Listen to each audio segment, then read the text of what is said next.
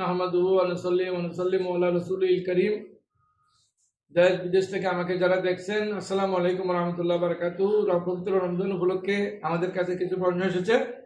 প্রশ্ন হলো, যদি কেউ ইচ্ছাকৃতভাবে রোজা ভঙ্গ করে তার কাফারা কি?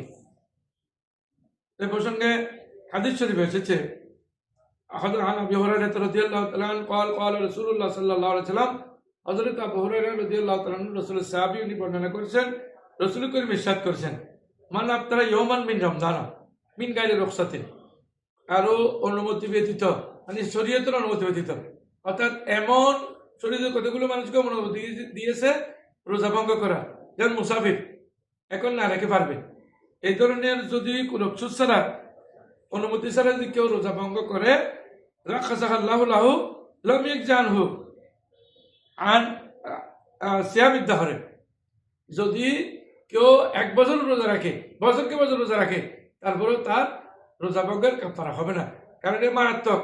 একটা রোজা ভঙ্গ করলে যদি সে বছরকে বছর রোজা রাখে, ওইটার ইচ্ছাকৃত ভঙ্গ করার কারণে তার কাফারা আদায় হবে না, বরং আল্লাহ রাব্বুল আলামিনের শাস্তি ভোগ করতে হবে।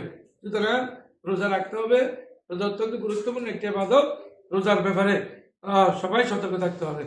ওয়া আখিরু দাওয়ানা আলহামদুলিল্লাহ।